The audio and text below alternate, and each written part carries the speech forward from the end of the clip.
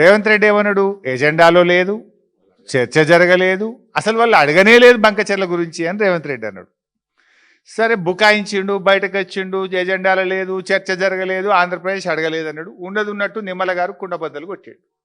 ఇప్పుడు real point, committee వేసిండు చంద్రబాబు నాయుడు. ఇప్పుడు చంద్రబాబు వేసిండంటే ఓకే, అర్థం చేసుకుందాం. మరి రేవంత్ రెడ్డి ఎట్లా ఇస్తాడు కమిటీ?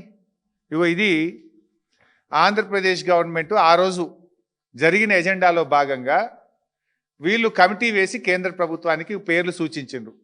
వాళ్ళు 1 2 4 పేర్లతోని ఆంధ్రప్రదేశ్ ప్రభుత్వం గోదావరి బనకచెర్ల ప్రాజెక్టు ముందుకు పోవడానికి 4 పేర్లతో ఇది ఆంధ్రప్రదేశ్ ప్రభుత్వం రాసినటువంటి లెటర్.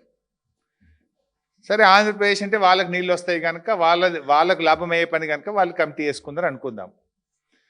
చంద్రబాబు నాయుడు గారు 15/12/2025 ఇదే నెలలో 15వ తారీఖు బాబు గారు కమిటీ చేసిండు. వీళ్ళిద్దరు అంతా కూడబదులుకొనే చేస్తారన్నట్టు. ఆయన 15వ తారీఖు రాస్తే వారంకి కరెక్ట్గా 23వ తారీఖు రేవంత్ రెడ్డి రాసిండు. నేను కూడా కమిటీ చేస్తున్నా, మంచిగా నీళ్లు తీసుకుపోండి. ఎవరికి ఈ కమిటీ హెడ్ ఎవరికి ఇచ్చిండు అనుకున్నావు? చంద్రబాబు నాయుడు గారి శిష్యుడు, ఆయన దాసుడు ఆదిత్యనాథ్ దాస్ను చైర్మన్గా పెట్టి రేవంత్ రెడ్డి గారు కమిటీ చేసిండ్రు. అబ్బా, ఏం ప్రేమ, ఏం లవ్ వీళ్ళిద్దరు. గురుదక్షిణలు చూడండి. ఇప్పుడు అసలు నువ్వు కమిటీ ఎట్లేస్తావు? అసలు నువ్వు గోదావరి బనకచెర్ల నీళ్లు తీసుకుపోవడానికి నువ్వు కమిటీని ఏ రకంగా ఒప్పుకుంటావు అని నేను అడుగుతా ఉన్నా.